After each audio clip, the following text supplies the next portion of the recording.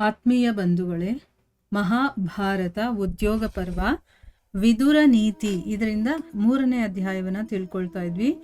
ಓದ ಭಾಗದಲ್ಲಿ ಕೇಶಿನಿ ಅನ್ನುವಂಥ ಒಬ್ಬ ಸುಂದರ ಕನ್ಯೆ, ಅವಳು ಒಬ್ಬ ಶ್ರೇಷ್ಠ ಪತಿಯನ್ನ ಪಡಿಬೇಕು ಅನ್ನುವಂಥ ಆಸೆಯಿಂದ ಸ್ವಯಂವರವನ್ನ ಏರ್ಪಡಿಸಿರ್ತಾಳೆ.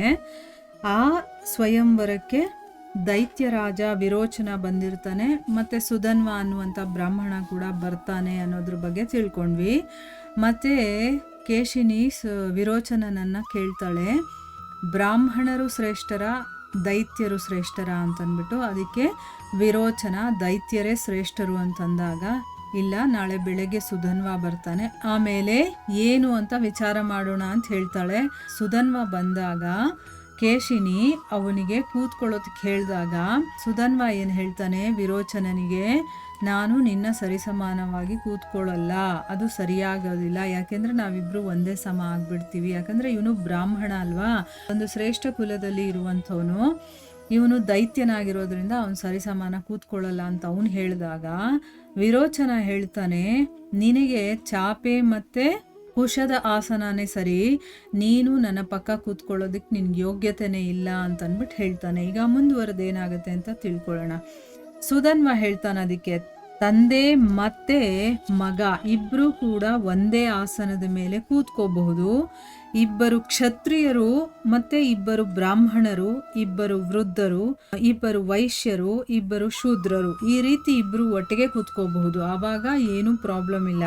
ಆದರೆ ಬೇರೆ ಇಬ್ಬರು ವ್ಯಕ್ತಿಗಳು, ಈಗ ಒಬ್ಬ ಕ್ಷತ್ರಿಯ ಒಬ್ಬ ಶೂದ್ರ ಅಥವಾ ಒಬ್ಬ ವೃದ್ಧ ಒಬ್ಬ ಯುವಕ ಇಬ್ರು ಒಟ್ಟಿಗೆ ಕೂತ್ಕೋಬಾರ್ದು. ಅಂದ್ರೆ ಒಂದು ಸರಿ ಸಮಾನತೆ ಅನ್ನೋದು ಇರಬೇಕು, ಅಂತವ್ರು ಕೂತ್ಕೋಬಹುದು. ಆದರೆ ಬೇರೆ ವ್ಯಕ್ತಿಗಳು ಪರಸ್ಪರ ಒಟ್ಟಿಗೆ ಕೂತ್ಕೋಬಾರ್ದು. ನಿನ್ನ ತಂದೆ ಪ್ರಹ್ಲಾದರಿದಾರಲ್ಲ, ಅವರು ಕೆಳಗೆ ಕೂತ್ಕೊಂಡು ನನ್ನ ಸೇವೆ ಮಾಡ್ತಾರೆ, ನೀನಿನ್ನೂ ಬಾಲಕ, ಮನೆಯಲ್ಲಿ ಸುಖವಾಗಿ ಬೆಳೆದಿರುವಂಥವನು, ಅದಕ್ಕೆ ನಿನಗೆ ಈ ವಿಷಯದ ಬಗ್ಗೆ ತಿಳುವಳಿಕೆ ಜ್ಞಾನ ಅನ್ನೋದು ಇಲ್ಲ ಅಂತ ಹೇಳ್ತಾರೆ. ಅಂದರೆ ನಿನ್ನ ತಂದೆ ಈಗಲೂ ಕೂಡ ನಾನು ಕೂತ್ಕೊಂಡಿದ್ರೆ ನನ್ನ ಕೆಳಗಡೆ ಕೂತ್ಕೊಳ್ತಾರೆ ಹೊರತು ನನ್ನ ಸರಿಸಮಾನ ಕೂತ್ಕೊಳ್ಳೋದಿಲ್ಲ ಅನ್ನೋದನ್ನು ಹೇಳ್ತಾರೆ. ನಿನಗೆ ವಿಚಾರ ಎಲ್ಲ ಗೊತ್ತಿಲ್ಲ, ತಿಳುವಳಿಕೆ ಇಲ್ಲ, ಅದಕ್ಕೆ ನೀನು ಆ ರೀತಿ ನಡ್ಕೊಳ್ತಾ ಇಲ್ಲ ಅಂತ ಅಂದ್ಬಿಟ್ಟು ಹೇಳಿದಾಗ ವಿರೋಚನ ಹೇಳ್ತಾನೆ, ಸುಧನ್ವನೇ, ನಮ್ಮಂಥ ಅಸುರರ ಹತ್ರ ಏನೆಲ್ಲ ಚಿನ್ನ, ಗೋವು, ಕುದುರೆಗಳು, ಆಮೇಲೆ ದೊಡ್ಡ ದೊಡ್ಡ ಭವನಗಳಿದೆಯೋ ಅದೆಲ್ಲವನ್ನ ನಾನು ಪಣಕ್ಕೆ ಇಡ್ತೀನಿ.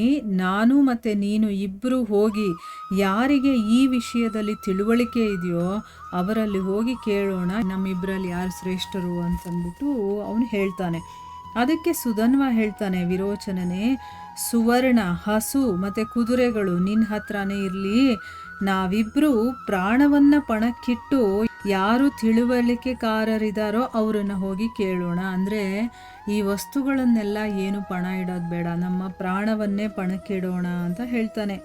ಅಂದರೆ ನಮ್ಮನ್ನು ನಾವೇ ಒತ್ತ ಇಟ್ಟು ಪಣಕ್ಕಿಟ್ಟು ನಾವು ಇದನ್ನ ಯಾರು ತಿಳ್ಕೊಂಡಿರುವಂಥವ್ರು ಇರ್ತಾರೋ ಅವ್ರ ಹತ್ರ ಹೋಗಿ ಕೇಳೋಣ ಅಂತ ಅಂದ್ಬಿಟ್ಟು ಹೇಳ್ತಾನೆ.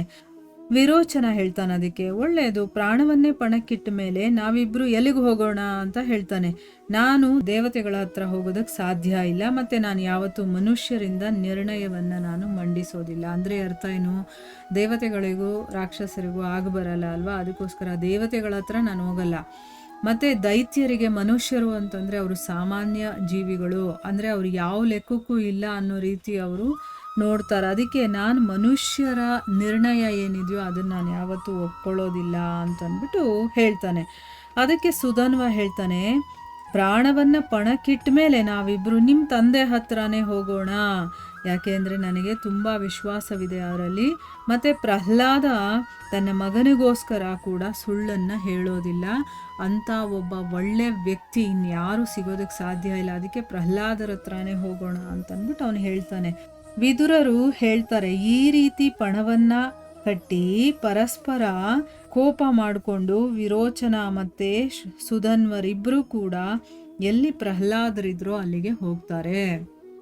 ಈಗ ನ್ಯಾಯ ಕೊಡ್ತಾರೋ ಇಲ್ವೋ ನೋಡೋಣ.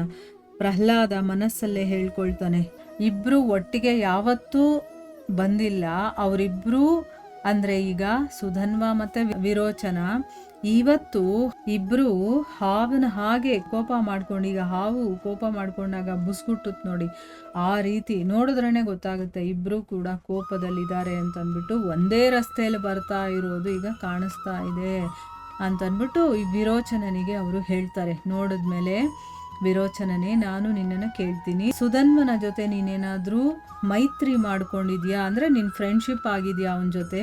ಇಲ್ಲದೇ ಇದ್ದರೆ ಇಬ್ಬರು ಒಟ್ಟಿಗೆ ಹೇಗೆ ಬರೋದಕ್ಕೆ ಸಾಧ್ಯ? ಮೊದಲಂತೂ ನೀವು ಯಾವತ್ತೂ ಈ ರೀತಿ ಒಟ್ಟಿಗೆ ಬಂದಿಲ್ವಲ್ಲ ಅಂತಂದ್ಬಿಟ್ಟು ತಂದೆ ಮಗನನ್ನು ಕೇಳ್ತಾರೆ. ಆಗ ವಿರೋಚನ ಹೇಳ್ತಾನೆ, ತಂದೆಯೇ, ಸುಧನ್ವನ ಜೊತೆ ನನ್ನ ಮೈತ್ರಿ ಆಗಿಲ್ಲ, ನಾವಿಬ್ಬರು ಜೀವವನ್ನು ಪಣಕ್ಕಿಟ್ಟು ಬರ್ತಾ ಇದ್ದೀವಿ. ನಾನು ನಿಮ್ಮಲ್ಲಿ ಯಥಾರ್ಥ ವಿಷಯವನ್ನು ಕೇಳ್ತೀನಿ, ನನ್ನ ಪ್ರಶ್ನೆಗೆ ನೀವು ಸುಳ್ಳು ಉತ್ತರ ಕೊಡಬೇಡಿ. ಅಂತಂದರೆ ಏನು, ನಾನು ಒಂದು ಪ್ರಶ್ನೆಯನ್ನು ಹೇಗಿದೆಯೋ ಹಾಗೆ ಕೇಳ್ತೀನಿ, ನೀವು ಕೂಡ ಸುಳ್ಳು ಹೇಳಬಾರ್ದು. ಆ ಪ್ರಶ್ನೆಗೆ ಉತ್ತರ ಏನಿದೆಯೋ ಹಾಗೇ ನೀವು ಉತ್ತರವನ್ನು ಕೊಡಬೇಕು ಅಂತ ಕೇಳ್ತಾನೆ. ನೋಡಿ ಎಷ್ಟು ಚೆನ್ನಾಗಿದೆ ಈ ಕತೆ ಅಂತಂದ್ಬಿಟ್ಟು. ಈಗ ಪ್ರಹ್ಲಾದ ಮಹಾರಾಜರಿಗೆ ಒಂದು ಪರೀಕ್ಷೆಯ ಸಮಯ, ಅಂದರೆ ಅವರ ವ್ಯಕ್ತಿತ್ವ ಏನು ಅಂತ ನಾವು ತಿಳ್ಕೊಳ್ಳುವಂಥ ಸಮಯ. ಈಗ ಮಗನ ಮೇಲೆ ತಂದೆಗೆ ಪ್ರೀತಿ ಅನ್ನೋದು ಇದ್ದೇ ಇರುತ್ತೆ.